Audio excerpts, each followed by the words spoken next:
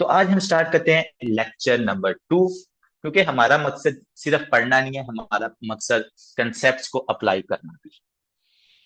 तो आज के टॉपिक्स के अंदर हम डिस्कस करेंगे बच्चे आपके हार्ट के डिफरेंट जो पार्ट्स हैं उनकी सिंथेसिस किन स्ट्रक्चर से होती है। मतलब आपका जो लेफ्ट वेंट्रिकल है वो किस चीज से बनता है। कल हमने उसको बनाया है, बट वो एक्चुअली किस किस चीज से बनता है वो आज हमें डिस्कस करना है। सॉरी, लेफ्ट वेंट्रिकल किस किस चीज से बनता है, उसके बाद राइट वेंट्रिकल, उसके बाद superior vena cava, inferior vena cava, और हमारे पास अयोटा और पल्मोनरी ट्रैक्ट। ये जितने आपके हार्ट के मेन स्ट्रक्चर्स हैं ना, इनकी सिंथेसिस किन किन ऑर्गन से होती है, किन किन स्ट्रक्चर से होते हैं, जो एम्ब्रोलॉजिकल स्ट्रक्चर्स हैं वो आज हम डिस्कस करते हैं। ठीक है जी। तो स्टार्ट करते हैं। देखिए आपके सामने मैंने ब्यूटीफुल हार्ट इसलिए बनाया हुआ है, क्यों कि इसके अंदर हमें ये जितने भी स्ट्रक्चर बने ना, सबसे पहले स्पीडियर वेना केवा, मैं इसको नंबर 1 लिख देता हूँ। सबसे पहले हम देखेंगे कि स्पीडियर वेना केवा किन चीजों से बनता है। एक बच्चा है, बच्चे के अंदर जो से स्ट्रक्चर्स बन रहे हैं वो कौन से ऐसे स्ट्रक्चर्स हैं सुपीरियर वेना केवा जो बनाते हैं। उसके बाद इंफीरियर वेना केवा मैं नंबर 2 लिख देता हूँ। दूसरे नंबर हम इसको डिस्कस कर लेंगे। इसके बाद फिर हम आएंगे आपके एटीएम्स के ऊपर, इसको हम नंबर 3 लिख देते हैं। ठीक है। उसके बाद फिर हम डिस्कस करेंगे वेंट्रिकल किन स्ट्रक्चर से बनते हैं। उसके बाद आपके पास क्या बचता है सर, ये पल्मोनरी आर्टरी और पल्मोनरी वेन, तो नंबर 5 हम इसको लिख देते हैं। तो इस तरह देखो हमने क्या किया, आपके पूरे हार्ट को आपके सामने यहाँ पे डिस्क्राइब किया है। अब आते हैं कि सर सबसे पहले जो स्पीडर वेना केवा है, इसकी सिंथेसिस किन स्ट्रक्चर से होती है। बच्चे मेरे से ये यूएसएमएल के अंदर क्वेश्चन पूछा गया था, इंफीरियर वेना केवा किन स्ट्रक्चर से बनती है या कौन सी आर्टरी से बनती है। इसकी तरफ जाने से पहले जो हमने कल बच्चे का स्ट्रक्चर देखा था हार्ट का, जो एक हमने कहा था कि sir that is a heart tube. तो हार्ट ट्यूब के थोड़े से स्ट्रक्चर्स को हम यहाँ पर 1-2 मिनट लगाते हैं, उसके बाद फिर हम आएंगे कि इन स्ट्रक्चर से वो हार्ट कैसे बनता है। बच्चे पहले ये वाला स्ट्रक्चर बनते हैं, ये जो आपके सामने लिखे हुए हैं। मैंने कल आपको हार्ट ट्यूब बनाई थी, ये सबसे पहले ये है हार्ट ट्यूब। हार्ट ट्यूब, ठीक है जी। और हार्ट ट्यूब के अंदर कौन कौन सा पार्ट था। सर हार्ट ट्यूब के अंदर है बल्बस कॉर्डेस, उसके बाद इसके अंदर होता है प्रिमिटिव वेंट्रिकल, जो दूसरे नंबर है ये प्रिमिटिव वेंट्रिकल। ये प्रिमिटिव वेंट्रिकल है, चलिए लिख देते हैं प्रिमिटिव वेंट्रिकल। ये है प्रिमिटिव एट्रियम। और ये जो नीचे वाले ये आपके पास हॉर्न्स होते हैं। और लास्ट में आपके पास आती हैं कार्डिनल वेन्स। राइट हॉर्न एक साइड की तरफ है, दूसरी साइड की तरफ हमारे पास लेफ्ट हॉर्न होता है। तो इस हार्ट ट्यूब से आपका हार्ट की जो डिफरेंट स्ट्रक्चर्स हैं, जैसा कि superior vena cava, inferior vena cava, ventricles area किस तरह बनते हैं, उसको हमने ऊपर डिस्कस करना है। जैसे देखें बल्बस कोर्डस के, आप अगर आपसे कोई बंदा पूछ लेता है कि यार ये जो बल्बस कोर्डस के बारे में आप बता रहे हो, बल्बस कोर्डस मेरे हार्ट का कौन सा स्ट्रक्चर बनाया हुआ है। तो अगर आपको पता, आप उस टाइम उसी को बताओगे भाई बल्बस कोर्डस ने जो स्मूथ पार्ट होता है ना राइट वेंट्रिकल और लेफ्ट वेंट्रिकल का, ये बनाता है बाद में जाके। जो प्रिमिटिव एट्रिया है ये क्या बनाता है। सर प्रिमिटिव एट्रिया हमारे पास लेफ्ट एट्रियम लेफ्ट वेंट्रिकल के, सॉरी लेफ्ट एट्रियम और राइट एट्रियम के जो ट्रेबिकुलेटेड पार्ट है ये बनाता है। ठीक है। तो वो सारे हम ऊपर डिस्कस करते हैं कि ये जो सारे आपके पास हार्ट ट्यूब के बाद जो चार स्ट्रक्चर्स हैं, bulbus cordis, primitive ventricle, primitive atrium, coronary sorry sinus venosus, और साइनस विनोसिस के दो horns, right horn and left horn. ये हॉर्न है राइट हॉर्न और ये लेफ्ट हॉर्न है। इनसे आपके स्ट्रक्चर्स कैसे बनेंगे ये मैंने आपको आज एक्सप्लेन करवाना। सबसे पहले करते हैं नंबर फर्स्ट। नंबर फर्स्ट है स्पीडर वेना केवा। तो स्पीडर वेना केवा किन किन स्ट्रक्चर से बनती है इसको हम डिस्कस करते हैं। मार्कर चेंज कर लें हम जरा। स्पीडर वेना केवा के लिए बच्चे आपने याद ना रखें। दो चीजें याद रखनी। जी जी। स्पीडर वेना केवा नंबर 1, तो इस ये आपके पास बनती है राइट, ये जो आपके पास राइट कॉमन कार्डिनल वेन है, प्लस जो आपके पास एंटीरियर वेन है, anterior anterior cardinal when, anterior cardinal when, ये जो दोनों स्ट्रक्चर हैं ये मिलके क्या बनाते हैं आपकी स्पीडर वेना केवा। बच्चे देखो, स्पीडर वेना केवा और इंफीरियर वेना केवा ये बहुत इंपॉर्टेंट ब्लड वेसल्स हैं, ये आपकी ग्रेट वेसल्स इनको कहा जाता है। तो इनकी एम्ब्रियोलॉजी को पढ़ना, उसको याद करना ये आपके लिए बहुत ज्यादा इंपॉर्टेंट है। तो अगर स्पीडर वेना केवा है तो उसके लिए आपने कौन सी वेन्स को याद रखना है। Sir right common cardinal vein and anterior cardinal when, ये दो वेन्स के नाम आपने याद रखने हैं। ठीक है, ये होगा नंबर 1। नेक्स्ट आते हैं कि सर जो हमारे पास इंफीरियर वेना केवा है, नंबर 2, जो इंफीरियर वेना केवा है, इंफीरियर वेना केवा को कौन सी चीजें बनाती है। तो इंफीरियर वेना केवा के लिए आपको जरा थोड़ी सी ज्यादा वेन्स का नाम याद करना पड़ेगा, लेकिन मुश्किल नहीं है। उसमें आती है सबसे पहले पोस्टीरियर कार्डिनल वेन। देखें, आपकी जो वेन्स है ना, सिर्फ आपने कार्डिनल्स के नाम याद रखने हैं। मैंने इसको ज्यादा कॉम्प्लिकेटेड नहीं किया। इवन दो कि जब हमने फर्स्ट टाइम एम्ब्रियो पढ़ाई थी ना, तो उसमें मैंने आपको cardinal vein, umbilical vein, vitelline vein, right umbilical vein, right vitelline vein, left vitelline vein, left umbilical vein, लेकिन वो थोड़ा सा मैक्सी हो जाता है और उसका कहीं पर भी आपसे बारे में नहीं पूछा जाता। इवन दो जो लेफ्ट विट्लाइन वेन और जो लेफ्ट अम्बेलिकल वेन होती है ना, जो आपके लेफ्ट हॉर्न से बनती है, वो ओब्लिटरेट हो जाती है, मतलब उनसे कोई स्ट्रक्चर ही नहीं बनता होता। तो वो हम उनको डिस्कस ही नहीं करेंगे जिनसे कोई स्ट्रक्चर नहीं बनता। हम वो उन वेन्स को डिस्कस करेंगे जिनसे हमारी बॉडी के जो इस टाइम पार्ट्स बने हुए हैं। तो स्पीरियर वेना के बाद right common cardinal vein and right anterior when. इसके बाद बच्चे जितनी भी कार्डिनल्स वेन बचती है ना, जैसा कि पोस्टीरियर कार्डिनल वेन, जैसा कि सुप्रा कार्डिनल वेन, कार्डिनल वेन, जैसा कि पोस्टीरियर सुप्रा कार्डिनल वेन होगी हमारे पास, और इसी तरह आपके पास होगी सब कार्डिनल वेन, SUV सब कार्डिनल वेन। तो ये सारी मिलकर क्या बनाती हैं सर? ये हम आपके पास मिलके नंबर 2, जिसको हमने इंफीरियर वेना के कहा। तो बच्चे एम्ब्रियो आपने याद करनी है, ये इंशाल्लाह आपको यहाँ पर साथ साथ भी हो रही है, मैंने इसको काफी ज्यादा सिंप्लीफाई कर दिया है। Superior vena cava, common cardinal vein and anterior cardinal vein. और जो बाकी कार्डिनल वेन्स बचती है ना, जिसमें पोस्टीरियर बचती है, सुपरा बचती है और सब कार्डिनल वेन बचती है, वो सारी मिलके क्या बना देती है? इंफीरियर कार्डिनल वेन बता देती है। तो इसमें आई थिंक काफी ज्यादा सिंपल हो गया, कोई इसमें मुश्किल बात नहीं थी। ठीक है जी। नेक्स्ट आते हैं कि सर एट्रिया की जरा फॉर्मेशन हमें बता दें। तो यहाँ हम अब एट्रिया को डिस्कस करते हैं। एट्रियम,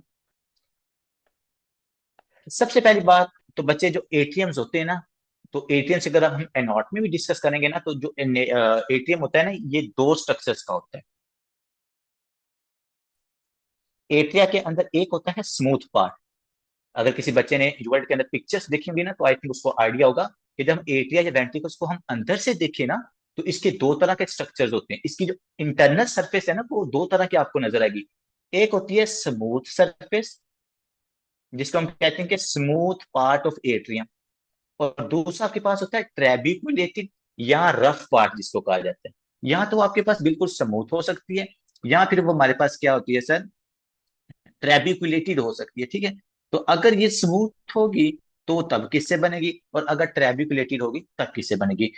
एवरीवन नो दैट कि सर हमारे पास दो तरह के एट्रियम, दो साइड हैं एट्रियम। एक होता है right atrium, right atrium, and other one is the left atrium. तो हमने देखना कि सर जो राइट एट्रियम की स्मूथ और ट्रेबिकुलेटेड पार्ट है, वो किससे बनेगा, और लेफ्ट एट्रियम का किससे बनेगा? सबसे पहले राइट का देखते हैं। देखिए जी, जो राइट का ट्रेबिकुलेटेड पार्ट है ना, यहाँ जो दोनों का ट्रेबिकुलेटेड पार्ट मैं यहाँ पर लिख देता हूँ। Trabeculated part of right atrium and left atrium, ये दोनों बनते हैं प्रीमिटिव एट्रियम से, जिसका हम कल बनाया था ना, प्रीमिटिव एट्रिया। तो प्रीमिटिव एट्रिया क्या बनता है? जो आपके रफ पार्ट हैं, या जो आपके रफिंग पार्ट है, जिसको ट्रेबिकुलेटेड पार्ट कहा जाता है, वो चाहे राइट एट्रियम का है चाहे वो लेफ्ट एट्रियम का है, दोनों किससे बनते हैं सर? आपके प्रीमिटिव एट्रिया से। फिर आगे बात करते हैं स्मूथ पार्ट्स। राइट एटीएम का स्मूथ पार्ट किससे बनता है और लेफ्ट एटीएम का स्मूथ पार्ट किससे बनता है? तो यहां पर बात आती है थोड़ी सी डिफरेंट। जो आपके पास स्मूथ पार्ट है ना राइट एटीएम का, ये बनता है राइट हॉर्न से। Right, right horn of sinus venosus, sinus venosus का। जो आपके पास, ये देखिए हमने कहा है ना कि सर दो पार्ट है, यहाँ पर देखो। एक ये आपके पास राइट हॉर्न है, ये पूरा पूरा क्रोनिक साइनस है ना, ये राइट हॉर्न है, ये आपके पास लेफ्ट हॉर्न है। तो जो राइट हॉर्न ऑफ क्रो इसका साइनस विनोसिस का ना, ये क्या बनाता है? Smooth part of right atrium, smooth part of right atrium. तो सर फिर जो लेफ्ट एटियम का स्मूथ पार्ट होता है, वो किससे बनता है? वो बनता है पल्मोनरी, प्रीमिटिव पल्मोनरी वेन से। Primitive, primitive pulmonary primitive pulmonary veins. तो इस तरह आपके जो एटीएम्स है ना, ये दोनों क्या हो जाते हैं, कंप्लीट हो जाते हैं। स्मूथ पार्ट किससे बनेगा, पहले देखें राइट एटीएम को देख लेते हैं। राइट एटीएम के दोनों पार्ट्स की बात करते हैं। राइट एटीएम का स्मूथ पार्ट किससे बनेगा sir, right horn of coronary sinus. इसका ट्रेबिकुलेटेड जो रफ पार्ट होता है वो किससे बनेगा, वो प्रिमिटिव एट्रिया से। लेफ्ट एट्रियम की बात करते हैं। लेफ्ट एट्रियम का स्मूथ पार्ट किससे बनेगा सर, प्रिमिटिव पल्मोनरी वेन से। और जो उसका ट्रेबिकुलेटेड पार्ट है वो भी किससे बनेगा, वो सेम ही है, वो हमारे पास इस प्रिमिटिव एट्रिया से ही बनेगा। ठीक है, तो यहाँ पर आपके पास एट्रियम की सिंथेसिस क्या होती है, कंप्लीट होती है। नेक्स्ट बात करते हैं हम सर वेंट्रिकल्स की। क्या अब वेंट्रिकल्स की भी सिंथेसिस बता दें, तो वेंट्रिकल्स की सिंथेसिस बच्चे इजी है। अब वेंट्रिकल्स भी कितने होते हैं सर, वेंट्रिकल्स भी हमारे पास दो टाइप्स के होते हैं। कौन कौन सा sir, left ventricle and right ventricle. Left ventricle and right ventricle. अब इनके भी आगे दो दो पार्ट्स होंगे। पहले हम ऊपर लिख लेते हैं सर स्मूथ पार्ट किससे बनेगा, फिर हम नीचे लिख लेते हैं कि सर जो ट्रेबिकुलेटेड पार्ट है वो किससे, तो ये है स्मूथ पार्ट, और ये मेरे पास क्या है, ट्रेबिकुलेटेड पार्ट। ये दोनों अलग अलग किससे बनेंगे, तो ये हमारे पास इजी है। देखिए जो आपका बल्बस कोर्डस होता है ना, जो सबसे ऊपर हमने बनाया था कल, जो सबसे ऊपर पहला पार्ट बनाया था ना बल्बस कोर्डस, एक तो आपके पास वो आउटफ्लो ट्रैक्स बनाता है, जैसे पल्मोनरी ट्रंक है या जो अयोटा है, कुछ पार्ट उसका बनाता है। और जो मोस्टली वो आपका बल्बस कोर्डस बनाता है ना, वो बनाता है smooth parts of your right atrium and of your right ventricle, oh sorry right ventricle and your left ventricle. इनकी जो स्मूथ पार्ट्स हैं वो कौन बनाता है, वो आपका बल्बस कोर्डस। तो यहाँ पर मैं लिखता हूँ सिंपल बल्बस कोर्डस। जैसे प्रीमिटिव एट्रिया होता है ना, प्रीमिटिव एट्रियम क्या करता है, वो आपका ट्रेबिकुलेटेड पार्ट ऑफ एट्रिया और वेंट्रिकल, मतलब दोनों एट्रिया, राइट एट्रिया और लेफ्ट एट्रिया दोनों का बनाता है। जो हमारे पास बल्बस कोर्डस है, ये बल्बस कोर्डस क्या करता है sir, smooth part of left ventricle and smooth part of right ventricle, ये आपके पास दोनों इससे बल्बस कोर्डस से बनते हैं। ठीक है, बाकी कौन सा पार्ट रह जाता है सर, बाकी पार्ट हमारे पास रह जाता है इसका ट्रेबिकुलेटेड वाला पार्ट। कौन सा पार्ट है, स्मूथ पार्ट तो बच गया। अब देखिए काफी सारे ना क्वेश्चन स्टूडेंट्स पूछते होते हैं कि सर ये स्मूथ और ये ट्रेबिकुलेटेड के इसके बारे में आप इतने ज्यादा मैसेज क्यों होंगे, तो मतलब इनकी हमें इतनी ज्यादा क्यों जरूरत होती है। बच्चे इनकी जरूरत होती है। अब इनकी नेक्स्ट क्वेश्चन है कि सर इनकी जरूरत हमें कहाँ पर होती है। अगर आप देखो ना, लेफ्ट सपोज ये मेरा पास है लेफ्ट वेंट्रिकल, ये आपका है लेफ्ट वेंट्रिकल।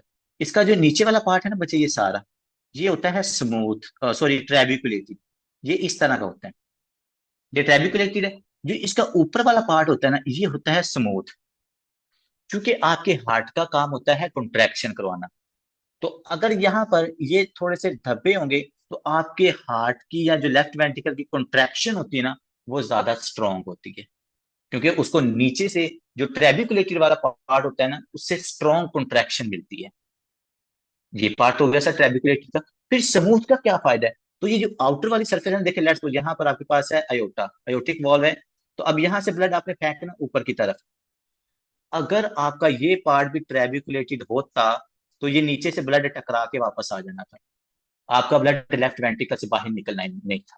इसलिए नेचर ने क्या किया, नेचर ने आपके हार्ट के नीचे वाला लेफ्ट वेंट्रिकल का जो नीचे वाला पार्ट है, उसको क्या किया सर, उसको हमारे पास ट्रेबिकुलेटेड या रफ बना दिया, और ऊपर वाले पार्ट को उसको क्या कर दिया, स्मूथ कर दिया, ताकि जब आप कॉन्ट्रैक्ट करो, ट्रेबिकुलेटेड का मकसद होता है स्ट्रॉन्ग कॉन्ट्रैक्शन हो, स्मूथ का मकसद होता है कि वहां से चीज जो ब्लड है ना वो इजीली बाहर चला जाए, टकरा के वापिस ही ना आपके लेफ्ट वेंट्रिकल के अंदर या राइट वेंट्रिकल के अंदर आ जाए। तो ये चीज क्या रखनी है यहाँ पर आपने याद रखनी है। सर जो ट्रेबिकुलेटेड पार्ट है मेरे पास राइट वेंट्रिकल और लेफ्ट वेंट्रिकल का, वो किससे बनता है, सिंपल सी बात, प्रीमिटिव वेंट्रिकल से। प्रीमिटिव वेंट्रिकल, तो प्रीमिटिव वेंट्रिकल आपके पास क्या बनाएगा सर, इन दोनों के trabeculated part right ventricle left ventricle, और जो बल्बस कोर्डस है, ये दोनों के स्मूथ पार्ट्स की फॉर्मेशन करवाता है। ठीक है जी, तो इस तरह बच्चे जो आपके पास superior vena cava, inferior vena cava, उसके बाद हमने डिस्कस कर लिया right atrium, right ventricle, left atrium and left ventricle, जो सबसे ज्यादा इंपॉर्टेंट है। ठीक है, अब नेक्स्ट आते हैं, थोड़ा सा और डिस्कस करते हैं। सर जो हमारे पास होती है पल्मोनरी ट्रंक, वो भी तो बता दें क्योंकि ये भी तो ग्रेट वेसल है। Pulmonary trunk and aorta, sir pulmonary trunk और अयोटा है, ये किन चीजों से बनती है, ये भी जरा हमें बता दें, ठीक है जी।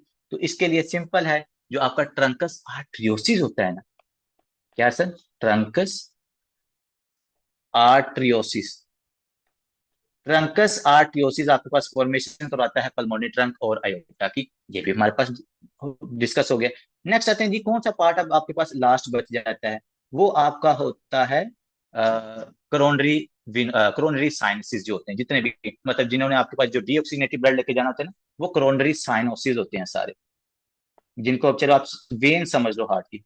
तो ये जो करोनरी साइनोसिस होते हैं, जो डीऑक्सीनेटेड ब्लड हार्ट से लेके जाते हैं, सर इनकी सिंथेसिस किससे होती है, वजह इनकी सिंथेसिस होती है हमारे पास जो लेफ्ट हॉर्न बच गया है ना, left horn of sinus venosus, sinus venosus का जो लेफ्ट हॉर्न होता है, वो कोरोनरी साइनस की फॉर्मेशन करवाता है, ठीक है। और बच्चे ये जो लेफ्ट हॉर्न होता है ना, इससे भी आगे कार्डिनल वेन्स बनती हैं। असल में अगर मैं आपको बताऊं ना, तो जो आपकी वेन्स होती है ना, ये जो आपके पास हॉर्न है, यहाँ से वेन्स बनती हैं, cardinal vein, vitelline vein and umbilical vein. अगर आपने लिखने हैं यहाँ पर वेन के नाम लिख लो आप, cardinal vein, umbilical when and तीसरी हमारे पास होती है विट्रलाइन वेन, विट्रलाइन वेन। तो दोनों साइडों से बनती है, राइट हॉर्न से भी लेफ्ट हॉर्न की। लेकिन एक आपको मजे की और बात बता दूं, जो लेफ्ट साइड की होंगी ना, जो लेफ्ट हॉर्न से वेन्स निकलेंगी ना, ये सारी डी जनरेट हो जाती हैं, ये किसी भी पार्ट को नहीं बनाती, ये किसी भी पार्ट को नहीं बनाती। जो आपके लेफ्ट हॉर्न की ये वाली सारी वेन्स होती हैं, राइट कार्डिनल वेन तो आपको स्पीरियर वेना केवा बना रही है ना, इंफीरियर वेना केवा में हेल्प करी, लेकिन लेफ्ट हॉर्न की वेन डीजनरेट हो जाती है, ठीक है। ये बात भी आपने यहाँ पर याद रखनी। तो इस तरह देखें कितना सिंपल हमने हार्ट को बना लिया है। स्पीड आप सबने मेरे साथ रिवाइज करना है, sir superior vena cava, common cardinal when, inferior vena केवा, पोस्टीरियर कार्डिनल वेन, उसके बाद सुप्रा कार्डिनल वेन एंड सब कार्डिनल वेन। सर जो हमारे पास एट्रियम है, राइट एट्रियम और लेफ्ट एट्रियम, उनका जो आपके पास ट्रेबिकुलेटेड पार्ट है, वो किससे बनेगा, वो प्रीमिटिव एट्रियम से बनेगा। स्मूथ पार्ट जो आपके राइट एट्रियम का है, वो बनेगा आपके पास right horn of sinus venosus से। जो हमारे पास लेफ्ट वेंट्रिकल का, लेफ्ट एट्रियम का पार्ट है, वो हमारे पास प्रिमिटिव पल्मोनरी वेन से बच जाएगा। फिर हम बात करते हैं वेंट्रिकल्स की। वेंट्रिकल्स का स्मूथ पार्ट किसने बना दिया, पल्बस कॉर्डस ने। उनका ट्रेबिकुलेटेड पार्ट किसने बना दिया था हमारे पास, ट्रेबिकुलेटेड की फॉर्मेशन उसने यहाँ पर कर दी थी, किधर चला गया, प्रीमिटिव वेंट्रिकल्स। फिर लास्ट में आपके पास बचता है पल्मोनरी ट्रंक अयोटा, वो आपके पास सबको पता है कि जो ट्रंकस आर्टियोसिस है ना, वो उनकी सिंथेसिस करवाता है। और जो कोरोनरी साइनोसिस है, जिसके अंदर सबसे ज्यादा जो मतलब मोस्ट डीऑक्सीजनेटेड ब्लड होता है, वो हमारे पास left horn of sinus venosus है। तो आप देखो, इन सारे स्ट्रक्चर से हमने आपके पूरे हार्ट की सिंथेसिस करवा ली, इतना इजी है, वो बुक को देख के परेशान ना हो जाएगा, ठीक है। इंशाल्लाह अब आपको ये सारी चीजें समझ आ जाए। ये देखो, प्रीमिटिव एट्रिया ये है, ये प्रीमिटिव वेंट्रिकल आ गया है हमारे पास, उसके बाद ये ट्रंकस आर्टियोसिस चली गई है, जिसने पल्मोनी ट्रंक और अयोटा बनाया। इस तरह आपके पूरे हार्ट की जो एम्ब्रियोलॉजी है, वो यहाँ पर वाइंड अप होती है, ठीक है जी। अब मैं एक क्वेश्चन पूछूंगा, उसके बाद हम नेक्स्ट टॉपिक की तरफ जाते हैं।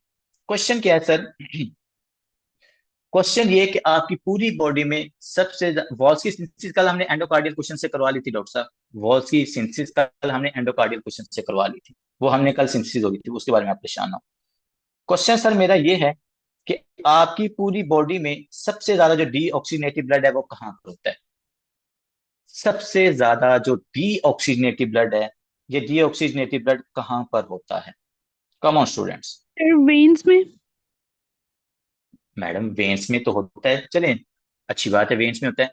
कौन से आपके ऑर्गन्स के जो वेन्स निकलती हैं, उनमें सबसे डीऑक्सीनेटेड पार्ट होता है, वो लिवर से जो वेन्स ब्लड लेके निकलती है, उसमें सबसे ज्यादा डीऑक्सीनेटेड ब्लड होता है, या जो ब्रेन से ब्लड लेके निकलती है, उसमें सबसे ज्यादा डीऑक्सीजनेटिव ब्लड होता है, या जो आपकी जीआईटी से डीऑक्सीजनेटिव ब्लड लेके निकलती है, उसमें निकलता है। हाँ जी, लिवर से। सबसे ज्यादा डीऑक्सीजनेटिव ब्लड कौन सी वेसल्स सर में होता है, लिवर। सारे बच्चे। लिवर। लीवर, पोर्टल वेन नहीं, इंफीरियर वेना जीआईटी। केवा नहीं, जीआईटी। जीआईटी भी नहीं, ब्रेन।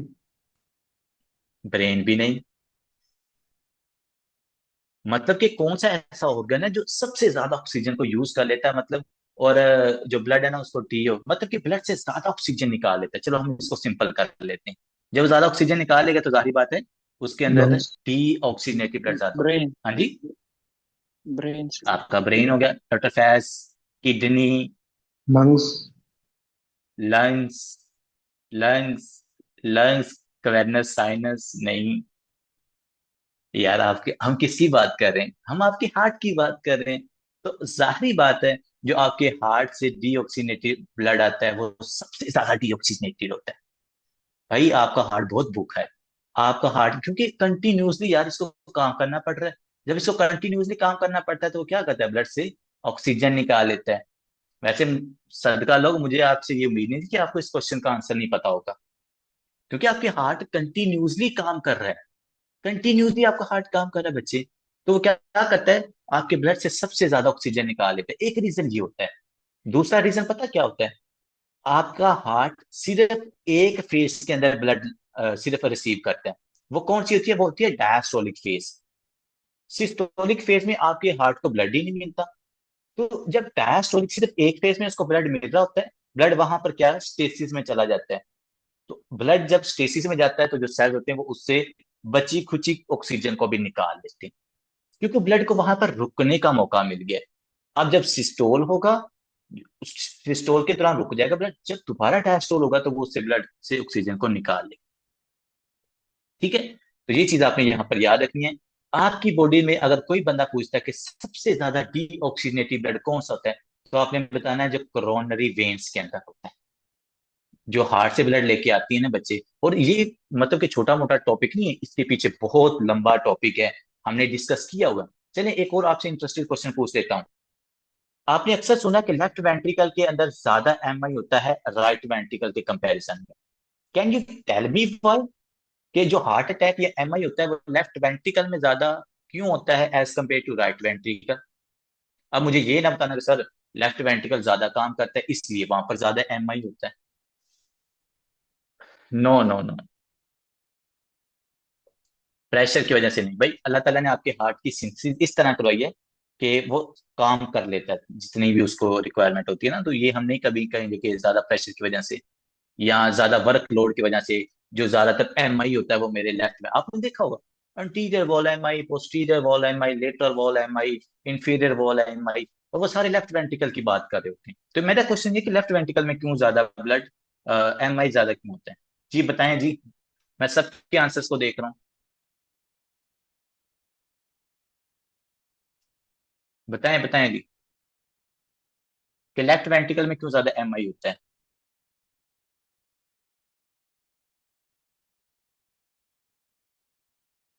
चलें जी, डॉक्टर जुरेज ने हमें आंसर दिया है कि सर क्योंकि लेफ्ट वेंट्रिकल को ना सिर्फ जब डायस्टोल होता है ना तो उस दौरान इसको ब्लड मिलता है।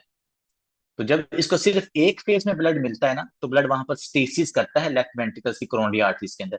जब वहां पर स्टेसिस करता है ना, तो आपको पता है जब भी ब्लड स्टेसिस करता है वो क्लॉट बनाता है। तो इसलिए लेफ्ट वेंट्रिकल चूंकि एक ही फेज में, मतलब कि सिस्टोल में ब्लड नहीं इसको मिलता, सिर्फ डायस्टोल में मिलता है। डायस्टोल के अंदर फेज के अंदर इसको ब्लड मिलता है।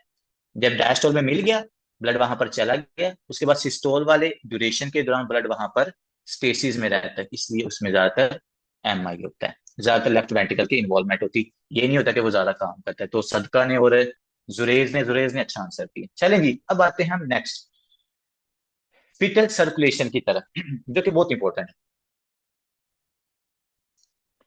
फीटल सर्कुलेशन के अंदर स्टार्ट करते हैं। फीटल सर्कुलेशन ये होती है कि बच्चे जब बच्चा माँ के पेट के अंदर होता है ना, तो वो जितनी ज्यादा न्यूट्रिएंट्स और ऑक्सीजन लेता है ना अपनी माँ से, वो किस किस सर्कुलेशन के जरिए या किन किन आर्टरीज और वेन्स के जरिए ब्लड लेता है, वो सारी सर्कुलेशन को हम यहाँ पर डिस्कस करेंगे। और फीटस का आपको मतलब पता ही है कि जब तक बच्चा क्या है माँ के पेट के अंदर है, तो उस दौरान जो सर्कुलेशन क्रिएट होती है वो सारी सर्कुलेशन आपके यहाँ पर लिखी होती है। ठीक है जी, तो स्टार्ट करते हैं यहाँ पर। सबसे पहले जो बच्चे के पेट बच्चे की बॉडी के अंदर, फीटस की बॉडी के अंदर ब्लड होता है, हम उसका पार्सल प्रेशर और उसकी सेचुरेशन को डिस्कस करना बहुत इंपॉर्टेंट है। तो बच्चे का जो ब्लड है ना, इस फीटस का जो ब्लड होगा, इसकी मैं सर्कुलेशन पे आता हूँ, पहले हम इसकी थोड़ी सी इसके ब्लड की करेक्टरिस्टिक्स को देखते हैं। इस बच्चे के ब्लड का जो पार्सल प्रेशर होता है ना बच्चे, वो अराउंड 33 मिलीमीटर मरकरी होता है। अब इसको डिफरेंट, किसी ने 30 बुक ने लिखा हुआ, किसी ने 27 लिखा हुआ, लेकिन 33 आइडियल है। तो ये होता है पार्शियल प्रेशर बच्चे फीटस के ब्लड का। हमारा जो पार्शियल प्रेशर है वो तो 60 से ज्यादा होता है नॉर्मली। अब इसकी जो सेचुरेशन है ना बच्चे की, ऑक्सीजन सेचुरेशन, वो ऑक्सीजन सेचुरेशन कितनी होती है? That is the 80%। अब 80 to 85% लिखते हैं। अगर बच्चे के ब्लड के अंदर 33% पार्शियल प्रेशर ऑफ ऑक्सीजन है, मतलब ऑक्सीजन के मॉलिक्यूल फ्री फॉर्म के अंदर है, तो कितनी ऑक्सीजन उसके रेड ब्लड सेल्स के साथ लगती है, उसको हम सैचुरेशन कहते हैं। तो 80% क्या होते हैं, उसके ब्लड सैचुरेट होता है, उसके रेड ब्लड सेल सैचुरेट होते हैं। देखिए पार्शियल प्रेशर इसका बहुत कम है। अगर हमारा पार्शियल प्रेशर 33 हो जाए ना, तो हमारी जो ये सैचुरेशन है ना, ये तो 50 से भी गिर जाए। लेकिन देखो बच्चे के जो पार्शियल प्रेशर है ना, वो 33 होने के बावजूद जो उसकी ऑक्सीजन की सैचुरेशन है ना, वो 80% है।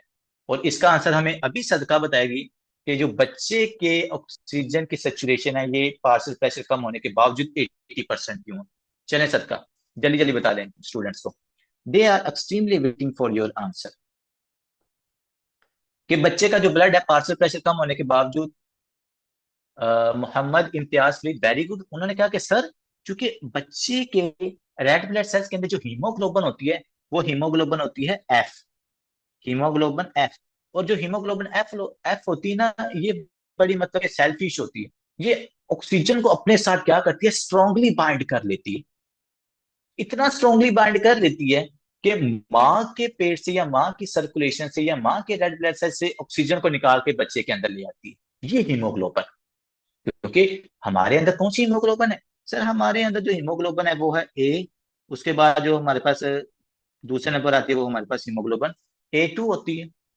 ये डोमिनेटली तो ये होती है, वैसे जो हीमोग्लोबिन की बहुत सारी फॉर्म्स है, हीमाटोलॉजी में हम पढ़ेंगे। तो चूंकि बच्चे जो हीमोग्लोबिन एफ है, ये क्या करती है, स्ट्रांगली ऑक्सीजन को अपने साथ बाइंड करती है, इसलिए बच्चे की जो सेचुरेशन है पार्शियल प्रेशर कम होने के बावजूद क्या होती है, ज्यादा होती है। ये बात आपने यहाँ पर याद रखनी है। नेक्स्ट आते हैं, इसको डिस्कस करते हैं कि सर हमारे पास जो बच्चे के पेट के बच्चे की सर्कुलेशन के अंदर ऑक्सीजन आती है, वो कहाँ से आती है और किन किन तरीकों के जरिए आती है। तो पहली बात आपने याद रखनी है, यहाँ पर हम डिस्कस करेंगे शंट्स को। शंट पता आपको शंट क्या होता है? कि एक नॉर्मल जो पाथवे है ना, वहां से ब्लड क्या करता है, दूसरे पाथवे के अंदर चला जाए ना। लेट एक आर्टरी के अंदर जा रहा था, उस आर्टरी से अब वो साइड जो वेन पड़ी ना, उसकी तरफ वो जाना शुरू हो गया, तो इसको हम कहते हैं shunt movement of blood from normal pathway to an other pathway. Let's suppose यहां से ब्लड जाता जाता क्या करते हैं, आर्टरी में जा रहे हैं, तो वो क्या करता है कि अब नॉर्मल कनेक्शन बनाता है वेन के साथ, और जब आर्टरी से वेन के अंदर ब्लड जाएगा, उसको हम क्या कह रहे हैं, शन। या राइट एटीएम से लेफ्ट एटीएम की तरफ जा रहा है, उसको क्या करेंगे, शन। यहाँ वेन से आर्टरी के अंदर आता है, उसको हम कहते हैं शन। तो बच्चे के अंदर कितने शंट्स हमने याद करने हैं सर? 3 शंट्स। और अगर आपको ये 3 शंट आते हैं, इसका मतलब है कि आपको फीटस फीटल सर्कुलेशन आती है। ठीक हो गया, गुड हो गया। दूसरी हम बात करते हैं इसकी ब्लड वेसल्स की। मैं शंट को भी डिटेल में डिस्कस करते हैं। कितनी वेन्स होती हैं और कितनी आर्टरीज होती हैं जो फिटल सर्कुलेशन को मेंटेन करके रखती हैं, ये भी क्वेश्चन पूछा जाता है। अम्बेलिकल वेन, अम्बेलिकल वेन कितनी है और अम्बेलिकल आर्टरीज कितनी है। ये छोटी छोटी बातों का आपने ख्याल रखना है, ये एनआरई के अंदर इस तरह के एमसीक्यू आने के चांस होता है। ठीक है। तो बच्चे अम्बेलिकल वेन हमारे पास सिर्फ एक ही होती है, और जो अम्बेलिकल आर्टरीज होती हैं वो हमारे पास 2 होती हैं। अम्बेलिकल आर्टरीज कितनी होती हैं सर? आर्टरीज 2 होती हैं, वेन आपके पास एक होती है। ठीक है।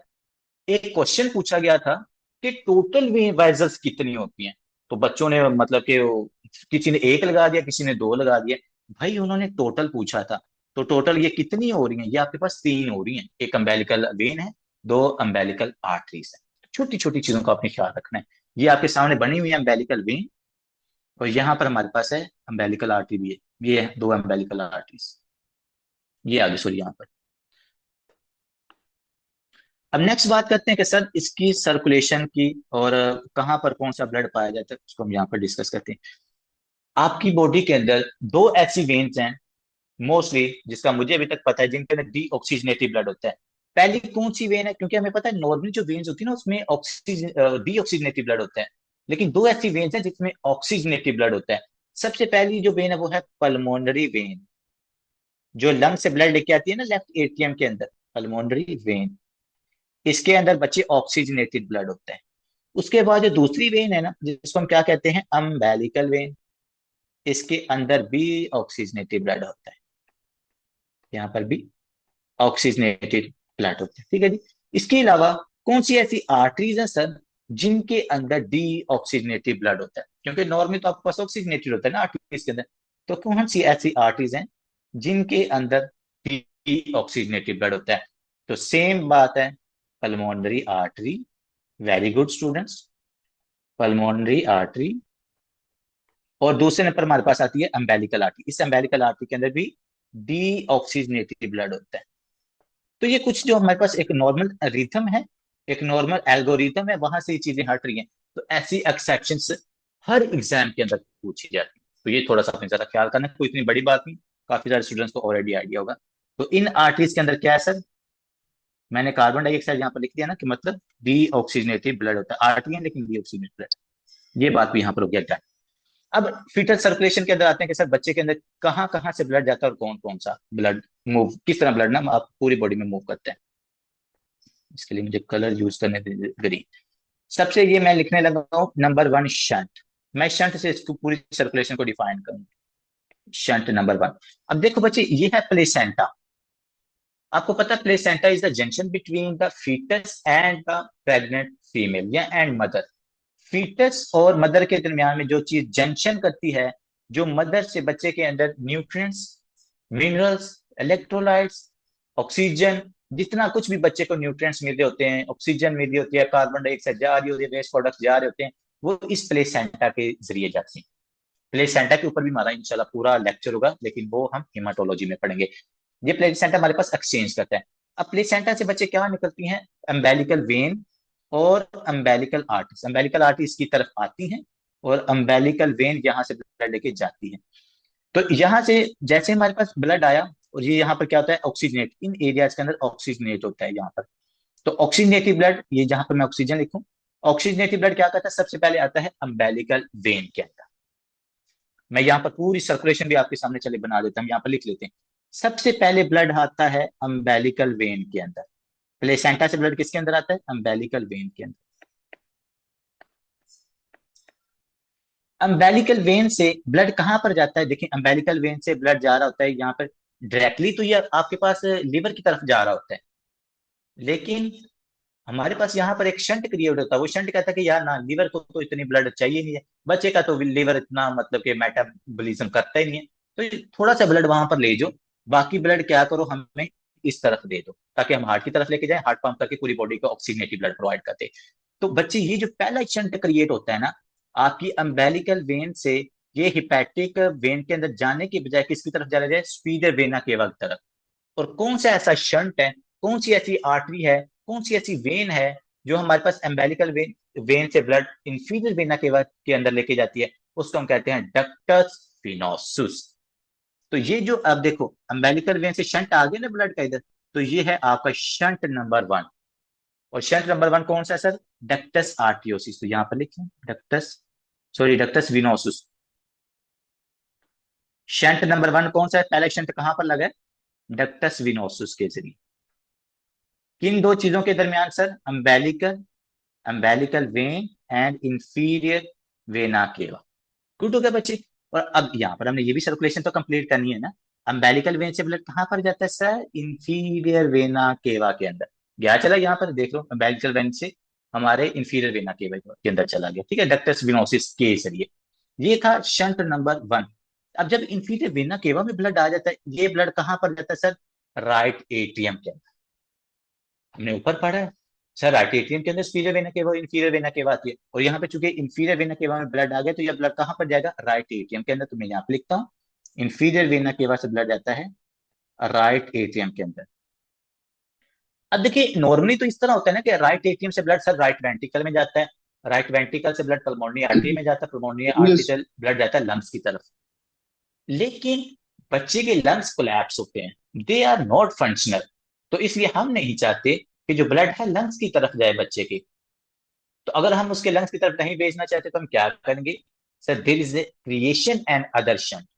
वो जो दूसरा शंट होगा वो हमारे पास होगा राइट एट्रियम से लेफ्ट एट्रियम की तरफ। देखो यहाँ पर इसी तो हमने कहा था कि सर फोरामेन ओवेल के जो बच्चे होते हैं इनके हार्ट के अंदर फोरामेन ओवेल होता है, और इस फोरामेन ओवेल का क्या काम है, ये बच्चे के इंफीरियर वेना केवा से ब्लड आने वाला वो लंग्स की तरफ ना चला जाए, उसको लेफ्ट एट्रियम में चला जाता है, लेफ्ट एट्रियम में ले जाता है।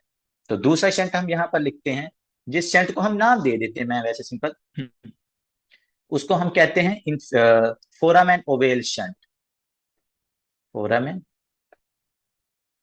फोरामेन ओवेल शंट, ये हो गया बच्चे शंट नंबर 2।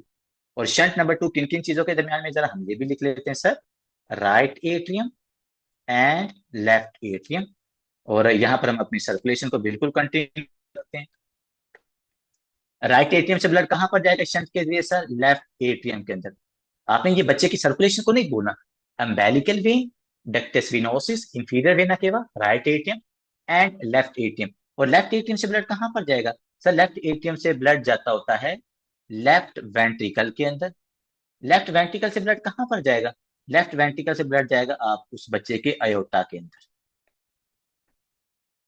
और अयोटा से ये देख लो, मैं आपको दिखा देता हूँ, यहाँ से लेफ्ट एटीएम से ब्लड लेफ्ट वेंट्रिकल में आया, लेफ्ट वेंट्रिकल से ये अयोटा में ब्लड गया, अयोटा से ये देखो ये सारा ये अयोटा की तरफ ब्लड आ, ये सारा ब्लड आ गया।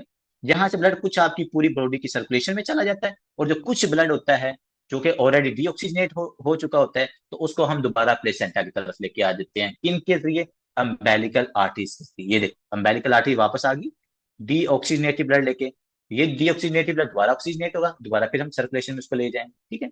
तो अयोटा से ब्लड बचे जाता है कहां पर सर, अम्बेलिकल आर्टरीज के अंदर। और अम्बेलिकल आर्टरी से ब्लड कहां पर जाता है सर, प्लेसेंटा के अंदर। और प्लेसेंटा से ब्लड दोबारा एक्सचेंज होकर उसकी ऑक्सीजनेशन होने के बाद दोबारा फिर ब्लड कहां पर आ जाता है sir, in our beautiful umbilical vein. Oh my God sir, that is a beautiful circulation. तो देखें umbilical vein, inferior vena cava, right atrium से राइट लेफ्ट एट्रियम, क्योंकि यहाँ पर हमने शंट मारा, तो चलिए हम यहाँ पर शंट को इसको हाईलाइट कर देते हैं। शंट नंबर 1 कहां पर था सर, यहाँ पर डक्टस विनोसस। दूसरा शंट कहां पे है सर, यहाँ पर है। दो शंट ने क्या कर दिया, लेफ्ट एट्रियम से left ventricle aorta, umbilical artery, फिर प्लेसेंटा, फिर दोबारा फिर अम्बेलिकल वेन। तो यहाँ पर डीऑक्सीजनेटेड ब्लड होता है और यहाँ पर ऑक्सीजनेटेड ब्लड, ठीक है। Oh my God sir, that is beautiful concept. Next आते हैं कि सर आपने तो कहा था 3 शंट है, तो तीसरा शंट कहाँ है ये भी तो बता दें। तो बच्चे अभी तक हमने आपके ब्रेन, उस बच्चे के ब्रेन और नेक से जो डीऑक्सीजनेटेड ब्लड आता है ना उसकी तो हमने बात ही नहीं की। हमने इंफीरियर वेना केवा की बात की है, सुपीरियर वेना केवा की तो हमने अभी तक बात ही नहीं की थी, ठीक है। तो सुपीरियर वेना केवा देखो ऊपर से ब्लड आ रहा है ना, तो सुपीरियर वेना केवा से ब्लड आता है डायरेक्टली किसके अंदर, राइट एट्रियम के अंदर।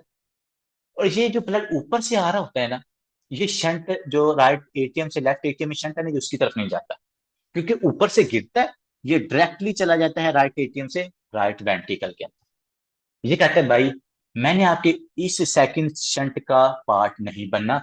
तो बच्चे, काफी सारे स्टूडेंट्स को आई थिंक इसका आइडिया नहीं है कि जो आपकी हेड और नेक से बच्चे का डीऑक्सीजनेटेड ब्लड आता है ना, जो स्पीड वेना केवा लेके आती है, वो ब्लड राइट एटीएम से राइट वेंट्रिकल में जाता है, और फिर राइट वेंट्रिकल से ब्लड कहां पर जा रहा है, पल्मोनरी ट्रंक के अंदर।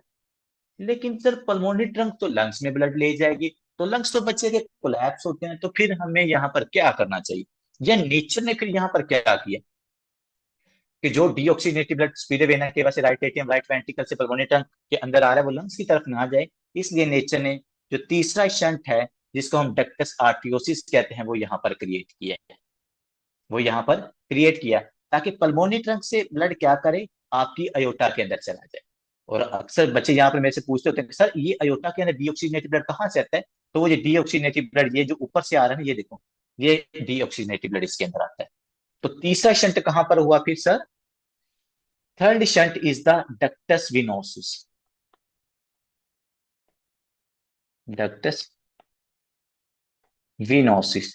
और ये शंट किन किन चीजों के दरमियान में होता है sir, it's between the pulmonary artery and aorta.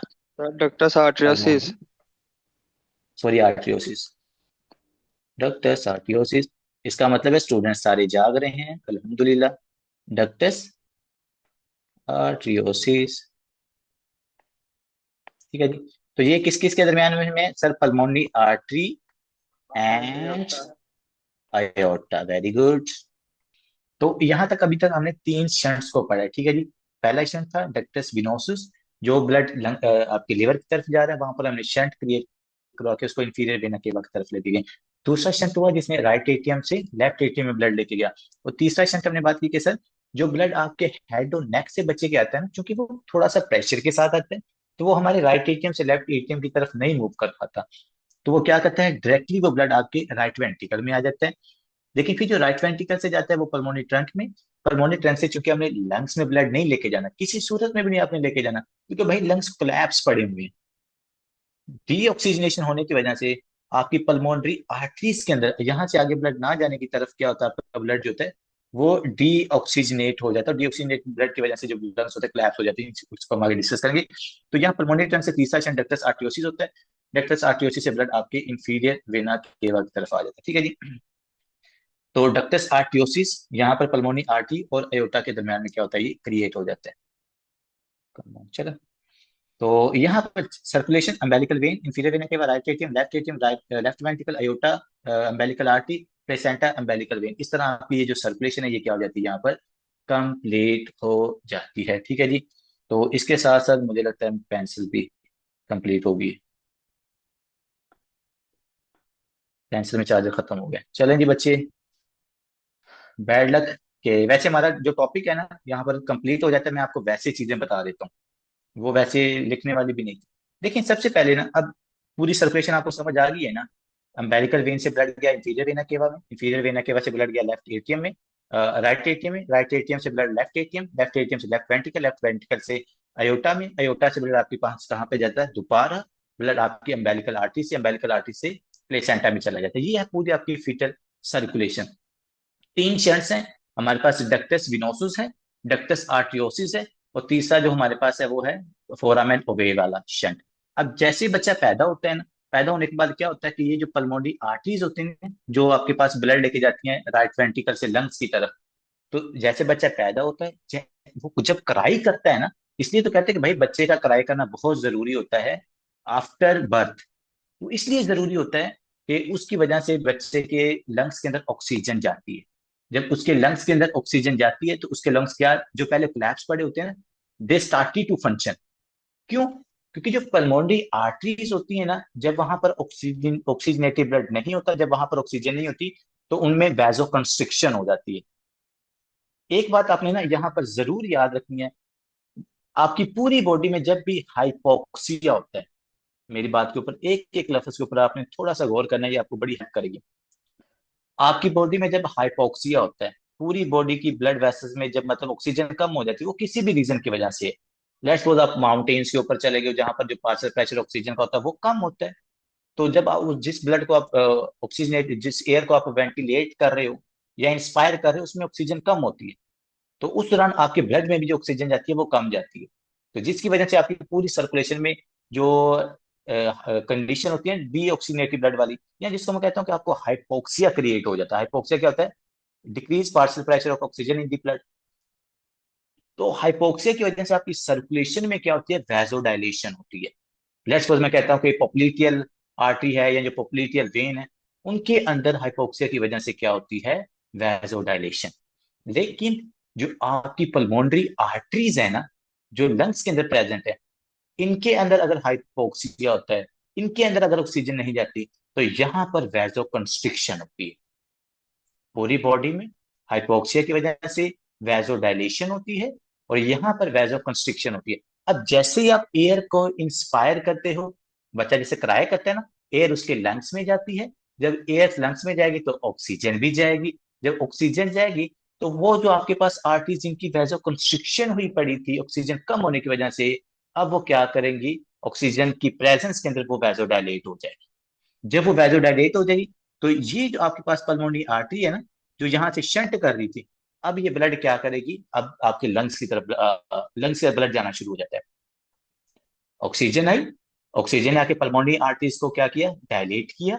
उनके डायलेशन की वजह से पल्मोनरी ट्रंक से पल्मोनरी आर्टरीज में ब्लड जाता है, पल्मोनरी आर्टरी से ब्लड लंग्स में जाता है, लंग्स के अंदर जाके वो ब्लड क्या होता है, ऑक्सीजनेट होना शुरू हो जाता है। जैसे ही ब्लड ऑक्सीजनेट होता है तो हमारे पास ज्यादा ब्लड किस में आता है, लेफ्ट एट्रियम में आता है। जब ज्यादा ब्लड लेफ्ट एट्रियम के अंदर आता है तो इसमें प्रेशर भी ज्यादा क्रिएट होता है। जब इसमें प्रेशर क्रिएट होता है तो आपका ये जो फोरामेन ओवेल होता है ना, ये क्या हो जाता है, क्लोज हो जाता है। तो जब ये क्लोज हो जाएगा, अब आपका मिक्सिंग ऑफ ब्लड नहीं होगी, लेफ्ट एट्रियम से ब्लड लेफ्ट वेंट्रिकल में, लेफ्ट वेंट्रिकल से ब्लड आगे जाएगा किसमें, अयोटा के अंदर, और अयोटा से हमारे पास पूरी बॉडी के अंदर ब्लड नॉर्मल सर्कुलेशन के अंदर, जैसे हमारे अंदर सर्कुलेशन है, जैसे बच्चा पैदा होता है उसमें भी वो सर्कुलेशन स्टार्ट हो जाती है। तो ये जो तीन शंट्स हैं, फिर ये तीनों शंट्स उसमें क्लोज हो जाते हैं। जैसा कि अगर मैं पहले शंट की बात करूं, तो वो कौन सा शंट है जी, हमारा जो डक्टस विनोसस वाला था, ये शंट बिल्कुल खत्म हो जाता है।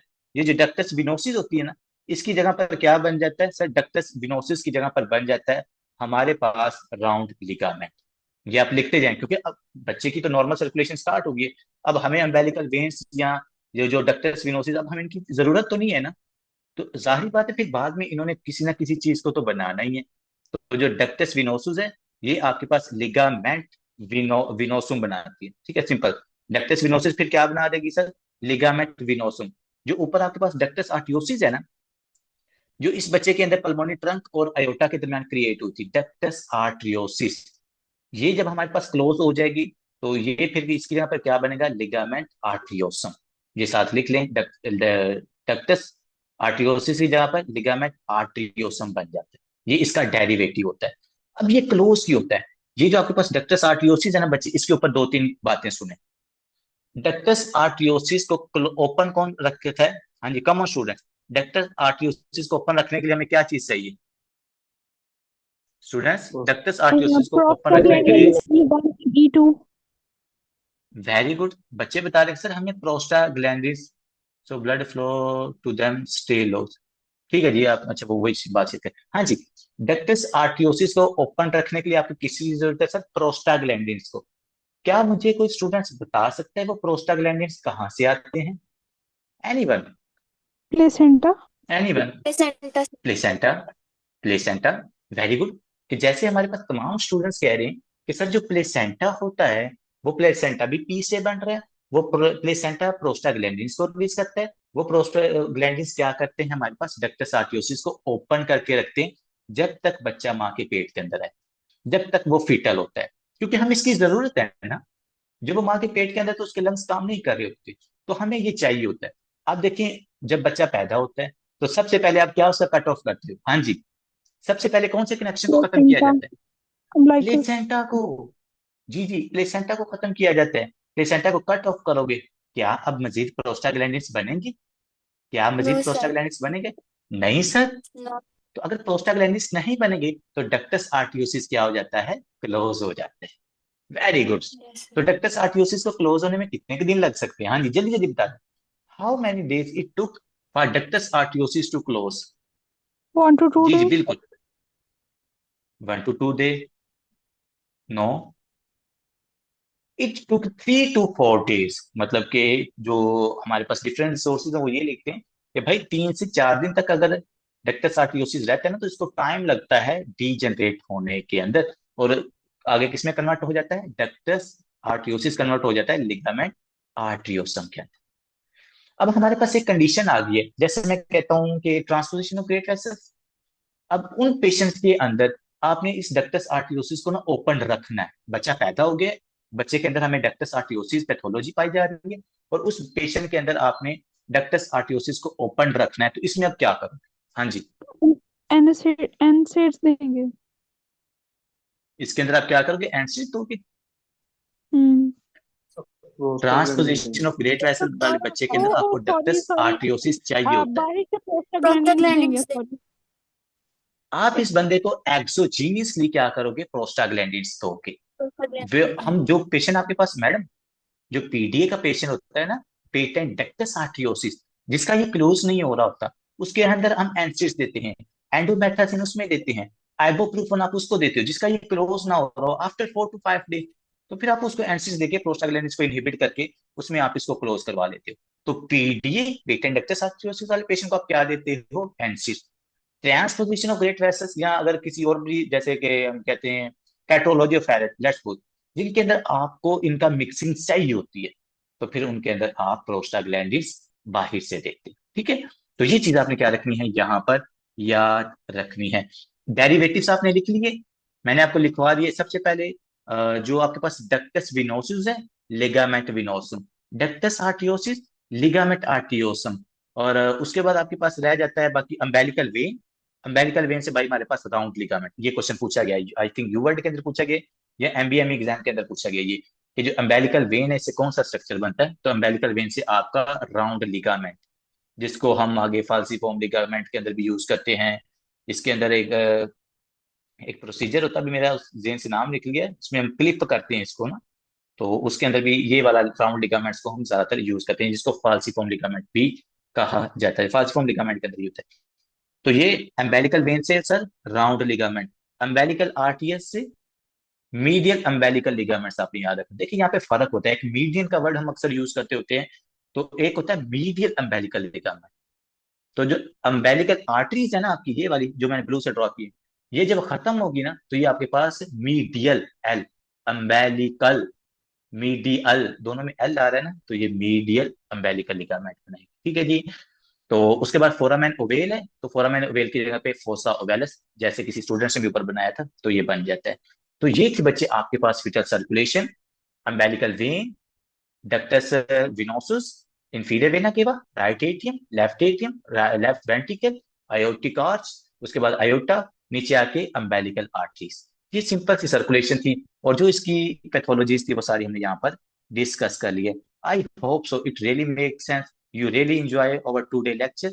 हमने एम्ब्रियोलॉजी भी डिस्कस की, हमने फीटल सर्कुलेशन भी डिस्कस की, and at the end we discuss very beautiful MCQ. So that's all about today lecture. If you have any question, you can ask. Question के अंदर क्या पूछा गया, तो आपने हमेशा कहाँ से स्टार्ट करना है, ये लास्ट वाली लाइन से।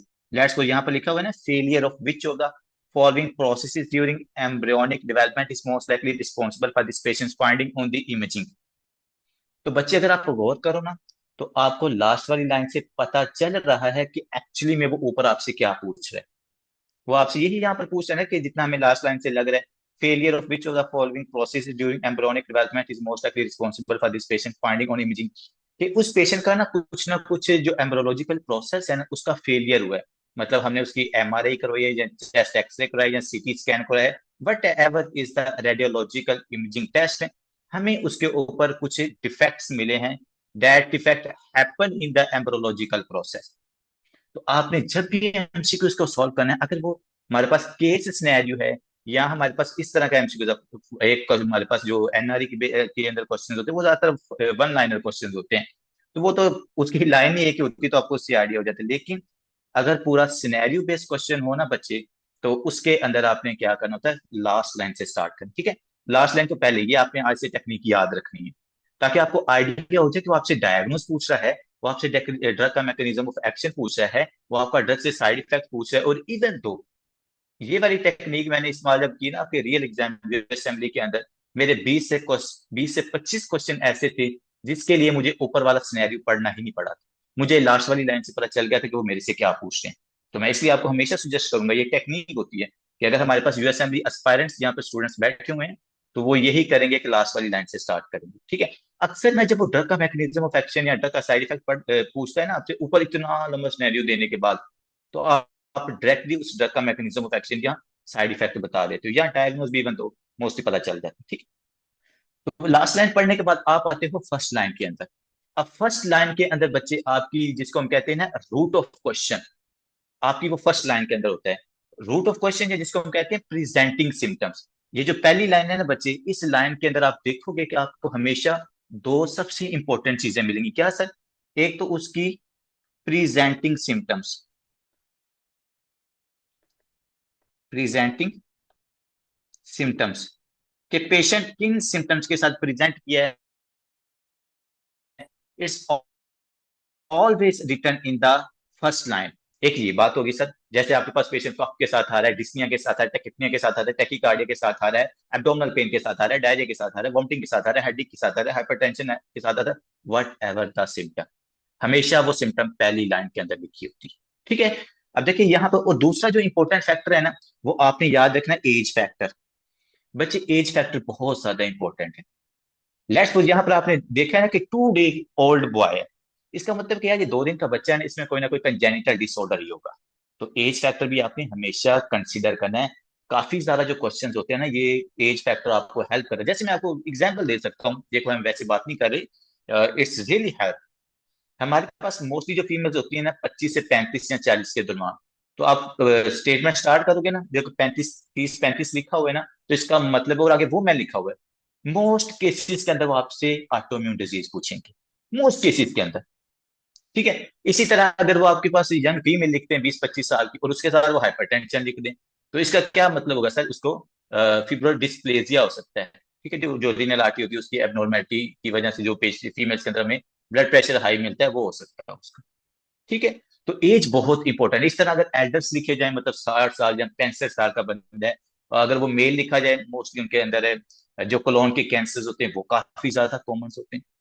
तो ये सारी चीजें बच्चे आपने याद रखनी। Age factor is an important other thing that will help you to diagnose. ठीक है। एज आपने देख ली, प्रेजेंटिंग सिम्टम देख ली। अब ये 2 दिन का बच्चा है, is being evaluated in the nursery for irritability. उसको क्या हो रही है सर, बेचैनी हो रही है उस बच्चे को। अगर जो हमारे पास अभी स्टूडेंट्स बैठे हैं ना, अगर वो हाउस के अंदर जो है, उनको पता होगा कि जो कुछ बच्चे बड़े इरिटेबल होते हैं, वो आपको हाथ नहीं लगाने देते बॉडी को, इतने इरिटेबल होते हैं। तो ये चीज इस दैट मीन्स द इरिटेबिलिटी। अब इसका दूसरी जो लाइन होती है ना हमारे पास बच्चे, आज इंशाल्लाह थोड़ा सा हम एमसीक्यूज के ऊपर भी काम करते हैं, बाकी लेक्चर तो इंशाल्लाह हमारा होगा, लेकिन एमसीक्यूज किस तरह सॉल्व करने हैं, आपको ये भी पता होना चाहिए। लास्ट लाइन क्या करेगी, आपको बताएगी कि वो आपसे पूछ क्या रहा है। पहली लाइन क्या बताएगी, एज को और प्रेजेंटिंग सिम्टम्स को। दूसरी लाइन में बच्चे लिखी होती है ज्यादातर history, most of the cases के अंदर। सेकंड लाइन के अंदर वो आपको हिस्ट्री बताते होते हैं। तो यहाँ पर लिखा है, he was born to a 22 year old primigravida who received limited prenatal care. ठीक है जी। तो वो इसने बताया कि भाई 22 years की फीमेल थी, उसका ये पहला ही बच्चा था और जिसकी प्री नेटल केयर कोई ज्यादा अच्छी नहीं थी। तो ये उसने आपको हिस्ट्री बताई है। First line presenting symptom, second line sir history है। और उसके बाद जितने भी होते हैं ना, हमारे पास वाइटल्स लिखे होते हैं मोस्टली। मोस्टली क्या लिखे होते हैं, थर्ड फोर्थ फिफ्थ लाइन जो होती है ना, ये आपके वाइटल्स होते हैं। तो जब आप बच्चे इस तरह इतनी बड़ी स्टेटमेंट को ऐसे डिवाइड कर लोगे ना, तो मेरा नहीं ख्याल वो क्वेश्चन आपको तंग करेगा। क्योंकि आपको पता है यार, फर्स्ट लाइन के अंदर मैंने प्रेजेंटिंग सिम्टम को उठाना है, सेकंड लाइन के अंदर वो प्रेजेंटिंग सिम्टम के लिए अगर मुझे हिस्ट्री चाहिए तो मैं सेकंड लाइन को देखूंगा, और अगर मैंने वाइटर्स देखने हैं, मैं सीधा तीसरी या थर्ड या फोर्थ लाइन के अंदर मोस्टली वाइटर्स लिखे होते हैं। तो ये 3 से 4 आपके क्वेश्चंस के पार्ट होते हैं, जिनके अंदर हम, मेरे ख्याल में काफी सारे बच्चों के ने आज पहली दफा सुना होगा कि ये क्वेश्चन की डिवीजन इस तरह होती है। ठीक है। तो that will help you a lot in real exams. तो सर आपने क्या करना है, यहाँ पर वाइटर्स देखने हैं। Delivery was uncomplicated and accurate score were 7 and 8 at 1 and 5 minutes। आपको पता है बच्चे जो भी आते हैं उनका हम एफगार एक दफा फर्स्ट मिनट के अंदर और एक दफा 4 मिनट के बाद, मतलब कि फिफ्थ मिनट के अंदर दोबारा फिर उसका एफगार स्कोर देखते हैं, जिसमें आप अपेयरेंस देखते हो, पल्स देखते हो, ग्रेमेस देखते हो। पेशेंट के अंदर हम मतलब कि 2 चीजें और उसके अंदर देख रहे होते हैं। तो तीसरी लाइन में हमने क्या बात की कि सर तीसरी लाइन के अंदर आपके वाइटल्स लिखे होते हैं। तो यहाँ पे उस बच्चे के वाइटल्स क्या है, टेम्परेचर ठीक है, ब्लड प्रेशर इसका डिक्रीज है, ब्लड प्रेशर 70/30 है। उसकी पल्स भी मतलब ठीक है, बच्चे की पल्स थोड़ी सी हाई होती है, रिस्पायरेशन उसकी काफी ज्यादा हाई है, रिस्पायरेशन इस बच्चे के अंदर आपको हाई मिली है। जी जी। फर्स्ट लाइन के अंदर मोस्टली प्रेजेंटिंग सिम्टम्स होती हैं, जिन सिम्टम के साथ पेशेंट प्रेजेंट करता है। और आपको मैं हमेशा एक बात बताऊंगा, जो बच्चे यूएसएमएलई की तरफ जाएंगे ना, तो या इवन दो एनआरई के अंदर भी जो अच्छे क्वेश्चंस होते हैं उनकी इसी तरह बेस बनाई जाती है। तो पहली लाइन की सिम्टम्स आपने याद रखनी है। अगर लेट्स सपोज आपके पास ना 5 10 सेकंड रह गए, तो आपने इतने बड़े क्वेश्चन को सॉल्व करना है, तो आप कैसे करोगे? उसके लिए मैं सजेस्ट करता होता हूँ आप पहली लाइन को पढ़ लो, क्योंकि आपको पता चल जाएगा कि प्रेजेंटिंग सिम्टम क्या है। उसके अगर नीचे डायग्नोज वगैरह पूछा तो डायरेक्टली उसकी तरफ जा सकते हैं। जी जी बिल्कुल ब्रदर, ये इंटरनेशनल एल्गोरिथम होता है आपके, के जितने भी हम क्वेश्चन होते हैं ना, उनको किस किस बेस के या किन पार्ट्स के अंदर डिवाइड किया जाता है। आप जितने भी क्वेश्चन देखोगे ना, आप लैब देखो, एएमसी देखो, सबके अंदर ऐसे ही होता है। प्रेजेंटिंग सिम्टम फर्स्ट लाइन में, सेकंड लाइन में हिस्ट्री होती है, थर्ड या फोर्थ लाइन के अंदर आपके पास वाइटल्स होते हैं और कुछ एक्स्ट्रा हिस्ट्री भी लिख देते हैं, और लास्ट वाली लाइन के अंदर वो आपसे जो उन्होंने पूछना था वो पूछ लेते हैं। ठीक है जी। Cardiac auscultation reach no murmur, बच्चे आपको कोई मर्मर नहीं मिला। देखिए जैसे कि मैं आपको पता है, कुछ बच्चे जैसे पैदा होते हैं, किसी में होलोसिस्टोलिक मर्मर मिल रहा है, किसी में होलोसिस्टोलिक के मर्मर मिल रहा है, किसी के अंदर हमारे पास मतलब डिफरेंट टाइप्स के मर्मर मिलते हैं।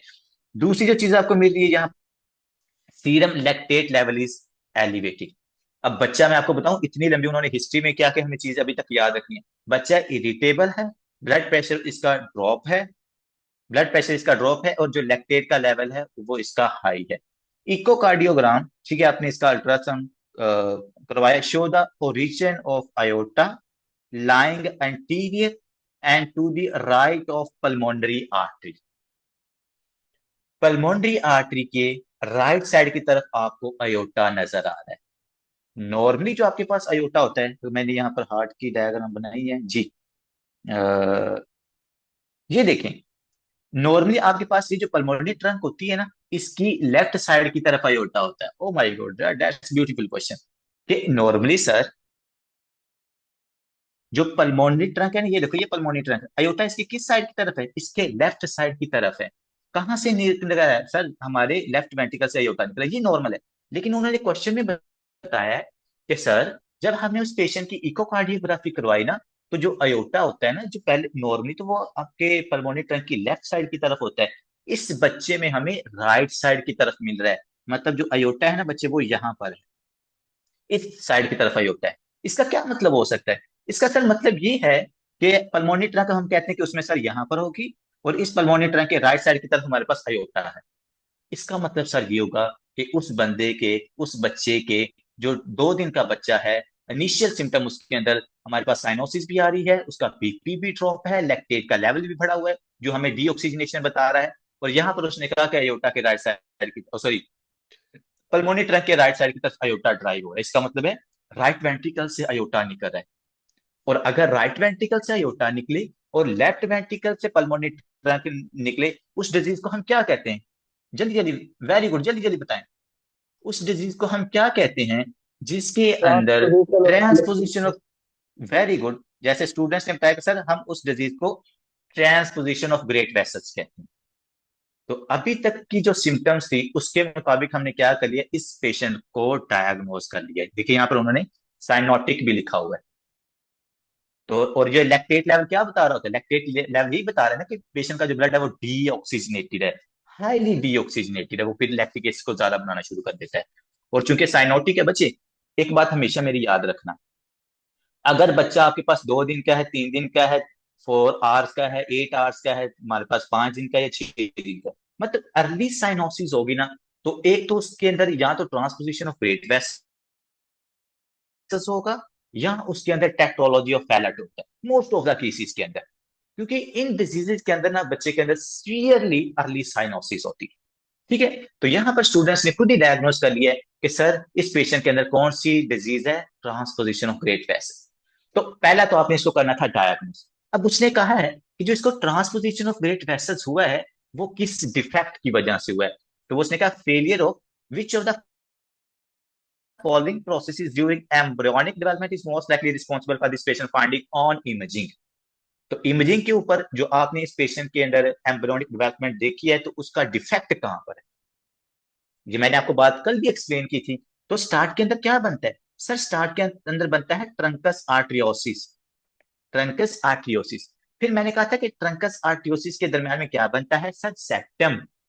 फिर ये जो सेप्टम होता है इसके अंदर क्या होता है, कौन सा प्रोसेस होता है सर? यहाँ पे होती है स्पायरिंग, यहाँ पे स्पायरलिंग। जब स्पायरलिंग होती है तो जो अयोटा होता है वो लेफ्ट वेंट्रिकल के आगे आ जाता है, और जो हमारे पास पल्मोनरी ट्रंक होती है वो राइट वेंट्रिकल के अंदर आ जाती है। ठीक है, तो इसका मतलब सर ये है कि अगर इस बंदे के अंदर जो ट्रांसपोजिशन ऑफ ग्रेट वेसल्स हुई है वो इस वजह से हुई है कि कौन सा एम्ब्रियोनिक फेलियर हुआ है इसके अंदर, failure of which process, that is a spiralling.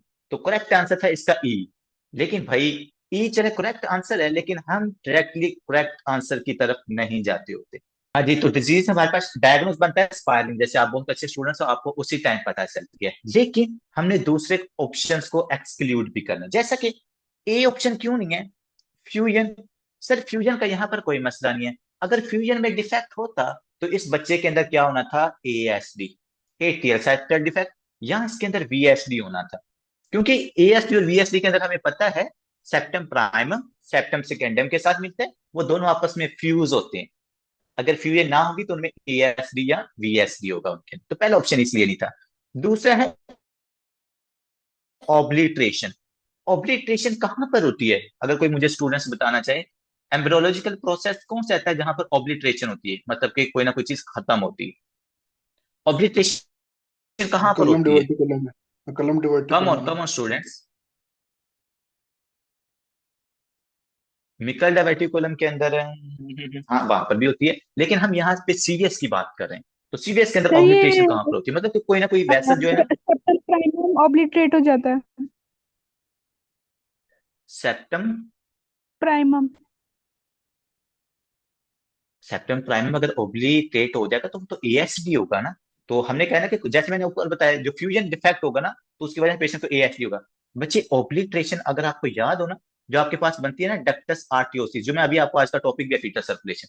तो जो डक्टस आर्टियोसिस बनती है ना, पल्मोनरी आर्टरी और अयोटा के दरमियान में कनेक्शन होता है, जो मैं अभी आपको दिखा देता हूँ। ये देखें, डक्टस आर्टियोसिस आपको नजर आ रहा है। जब फीटल सर्कुलेशन के अंदर बच्चे के पल्मोनरी ट्रंक और आर्टरी के दरमियान एक डक्ट बनती है जिसको हम डक्टस आर्टियोसिस कहते हैं। तो जब बच्चा पैदा होता है ना नॉर्मली, तो ये जो डक्टस आर्टियोसिस होती है ना, ये ऑब्लिट्रेट हो जाती है, ये खत्म हो जाती है। तो अगर ऑब्लिट्रेशन में डिफेक्ट हो तो पेशेंट को पीडी होता है सर। पेशेंट के अंदर ट्रांसपोजिशन ऑफ ग्रेट वेसल्स नहीं होता, ये ऑप्शन भी नहीं है। तीसरा है जी प्रोलाइफ्रेशन। प्रोलाइफ्रेशन कहां पर होता है? प्रोलाइफ्रेशन होता है एंडोकार्डियल कुशन से प्रोलाइफ्रेशन होती है नीचे मेम्ब्रेनस पार्ट का और ऊपर ओस्टियम प्राइमर का, सॉरी सेप्टम प्राइमर का।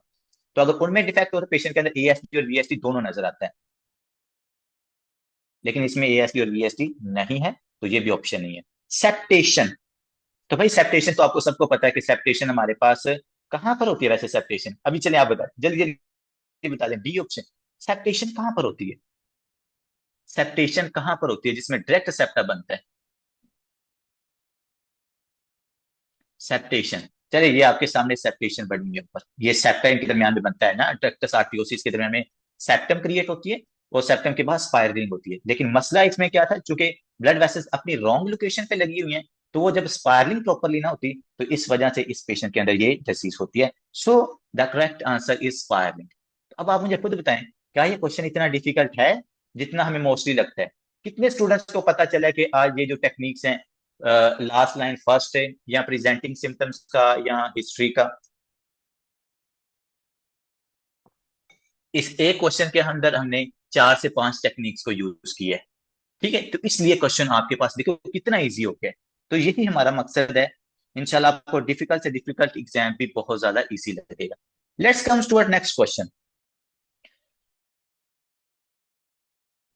पहली लाइन पढ़नी है जी, लास्ट वाली। This patient finding are most likely due to which of following embryologic events. अब जो कल वाला भी क्वेश्चन था ना, जो भी अभी हमने ऊपर सॉल्व किया, ये हमने कल टॉपिक पढ़ चुके हैं, तो हमने क्वेश्चन को अप्लाई करना भी सीखना है। This patient finding are most likely due to which of the following embryologic events. तो ऊपर वो कहेगा कि पेशेंट्स के अंदर हमें कुछ फाइंडिंग्स मिली हैं, और नीचे बता रहे कि वो फाइंडिंग्स हमें किस वजह से मिल रही हैं, मतलब ये भी कोई एम्ब्रियोलॉजिकल डिफेक्ट ही होगा। स्टार्ट करते हैं सर। अब 1 week old boy is brought to the office for his first primary care visit following uncomplicated vaginal delivery at 40 weeks gestation week 40 weeks gestation। कि सर 40 वीक्स की gestation थी, उसके बाद बच्चे की नॉर्मल वजाइनल डिलीवरी हुई है, जो कि आजकल पाकिस्तान में तो बहुत कम हो रही है वजाइनल डिलीवरीज। मतलब कि ज्यादातर हम सी सेक्शन की तरफ जा रहे हैं, और आपको पता है सी सेक्शन की वजह से बच्चे के अंदर काफी ज्यादा कॉम्प्लिकेशंस भी आपको आजकल मिल रही है। बच्चे प्री मेच्योर पैदा हो रहे हैं, उसके बाद बच्चों के अंदर निमोनिया हो रहा है, उसके बाद फिर बच्चों के एनआरडीएस हमें काफी ज्यादा नजर आ रहा है। ठीक है, तो ये हमारे पास ज्यादातर सी सेक्शन की, और सी सेक्शन के क्या रीजन है इंशाल्लाह सारे हम गायनी में उसमें उनको कवर करेंगे। तो ये 1 वीक का बच्चा है जो सिर्फ फॉलोअप के लिए आया है। The patient was born to a 30-year-old woman who took prenatal vitamins throughout the pregnancy।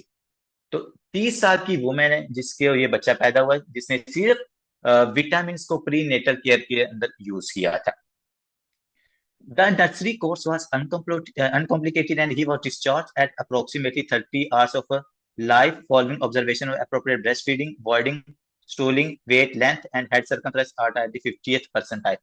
मतलब वो इसमें आपको ना उसकी थोड़ी सी हिस्ट्री बता रहा है कि जो बच्चा नर्सरी में पैदा हुआ था, जब हमने उसको सारा 30 घंटे के बाद वो बच्चा बिल्कुल नॉर्मल था, ब्रेस्ट फीडिंग भी ठीक थी, वॉइडिंग भी, स्टूलिंग भी, हर चीज ठीक थी उसकी। Physical examination show a grade 2/6 harsh holosystolic murmur. लेकिन बच्चा जब 1 वीक के बाद आपके पास आया हुआ है ना, उसका जब हमने फिजिकल एग्जामिनेशन किया तो हमें एक मर्मर सुनाई दी है। ये कौन सा मर्मर है sir? Holosystolic murmur. Students, can you tell me in which diseases we find the holosystolic murmur? Come on, I know everyone know about it. कौन कौन सी ऐसी डिजीजेस हैं जिनमें आपको पैन सिस्टोलिक या जिसका दूसरा नाम है होलोसिस्टोलिक मर्मर सुनाई देता है, जो आपको सिस्टोल और डायस्टोल दोनों कंडीशंस में दिखाई देता है? Very good, very fast, very good VSD. Ali very good, VSD. And Musfa VSD. Further more, और कौन सी डिजीजेस? हमने तो डिफरेंशियल डायग्नोज बनाना है ना, हमने एक डिजीज के अंदर रखा तो नहीं लगाना। बिल्कुल, वेंट्रिकुलर सेप्टल डिफेक्ट में आपको होलोसिस्टोलिक मर्मर सुनाई देता है। मैंने कहा इसके अलावा कौन सी डिजीज में आपको होलोसिस्टोलिक मर्मर सुनाई देता है? डाउन सिंड्रोम के अंदर ब्रदर, डाउन सिंड्रोम के अंदर मैं अभी एक एमसीक्यू भी आपको करवाऊंगा अगर मुझे टाइम मिला। Mitral regurgitation, very good Taiba. Mitral बास्ट, नो नो डॉक्टर जुरेज, not at all. Mitral stenosis के अंदर नहीं होता यार। मिटर स्टिनोसिस के अंदर हमारे पास ये उसमें डायस्टोलिक डिक्रीसेंडो मर्मर होता है। चलिए जी, तो मैं यहाँ पर आपको लिख देता हूँ कि जो होलोसिस्टोलिक मर्मर है, mitral regurgitation, aortic regurgitation, ASD, VSD, इन तमाम डिजीज के अंदर आपको क्या मिलता है? Holosystolic murmur. Sir, then how we can differentiate between these diseases? क्योंकि उसने अभी तक हमें सिर्फ मर्मर ही बताया एक जो चीज है, तो फिर हम इनमें सब में डिफरेंशिएट कैसे करेंगे? You can differentiate on the basis of the location of murmur, कि वो मर्मर आपको सुनाई कहां पर दे रहा है। तो जैसा कि यहां पर उसने कहा left mid to left lower sternal border, कि जो आपका स्टर्नल बॉर्डर है ना, लेफ्ट साइड और लोअर साइड, लोअर जो बॉर्डर है आपका, लेट्स सपोज अगर ये आपका ये स्टर्नम है, ये ब्यूटीफुल हार्ट है, यहाँ पे कह के वो कह रहे इधर हमें अराउंड फोर्थ इंटरकोस्टल स्पेस के अंदर हमें ये मर्मर सुनाई दे रहा है, left side of your sternum. The rest of the examination is unremarkable. A review of medical records show absence of murmur at birth. मतलब जब पैदा हुआ था तब तो ये मर्मर नहीं था, लेकिन अब this patient finding most likely due to which of the following embryologic events. तो देखो इस पूरी स्टेटमेंट में उन्होंने क्या बताया कि सबसे पहले आपने डायग्नोस करना है। आपने डायग्नोस सबसे पहले वीएसडी खुद ढूंढा है, फिर उन्होंने कहा कि वो जो वीएसडी हुआ है भाई, वो डिफेक्ट क्यों हुआ है, मतलब वो वीएसडी क्यों क्रिएट हुआ है, क्या ऐसा एम्ब्रियोलॉजिकल डिफेक्ट है। तो हम देखते हैं। सबसे पहले sir, arrested growth of septum secundum. तो सेप्टम सेकेंडम अगर ग्रोथ ना करे तो उसकी वजह से क्या आपको वीएसडी होता है? नहीं सर, उसकी वजह से हमें एएसडी होता है। तो ये ऑप्शन नहीं होगी, ठीक है जी। उसके बाद sir, failed fusion between septum primum and endocardial, question ये भी नहीं सर, ये भी हमारे पास एएसडी है। Question number 3, option 3, failed obliteration of the vascular connection between pulmonary artery and aorta, जो थोड़ी देर पहले मैंने आपको बताया, जिसकी वजह से पेशेंट को पेटेंट एक्टोसार्टियोसिस हो सकता है। तो सर ये भी ऑप्शन नहीं है। और पेटेंट एक्टोसार्टियोसिस में कौन सा मर्मर सुनाई देता है सर? Continuous murmur. तो ये ऑप्शन भी नहीं है। लास्ट ऑप्शन क्या है? Misalignment of infundibular septum. तो इनफेंडिबुलर सेप्टम की जो मिस अलाइनमेंट नजर आती है ना, ये आपको टेट्रोलॉजी और फैलेट के अंदर नजर आती है, ठीक है। तो सर ये ऑप्शन ही है। So what is the correct answer? Sir correct answer is insufficient development of interventricular septum. क्योंकि अगर जो इंटरवेंट्रिकुलर सेप्टम है वो सही से डेवलप नहीं होगा तो पेशेंट के अंदर क्या होगा? Ventricular septal defect. और वेंट्रिकुलर सेप्टल डिफेक्ट में आपको होलोसिस्टोलिक मर्मर सुनाई देगा। हाँ जी, जी जी, diastolic murmur and holosystolic murmur, VSD holosystolic murmur. जी जी मैडम, बिल्कुल सही कह रहे हैं। अच्छा जी, तो अब क्लियर हो गया आपको? एमसीक्यू सॉल्व करने का तरीका आज आ गया ना आपको? तो ये इवन दो यू वर्ड के एमसीक्यूज हैं, मतलब इतने जिनको हम कहते हैं कि पता नहीं वो कितने ही मुश्किल एमसीक्यूज है। तो बच्चे, अगर आपका नॉलेज अच्छा है, अगर आपकी बेसिक अच्छी है, ये क्वेश्चन कोई ज्यादा मुश्किल नहीं होते, ठीक है जी।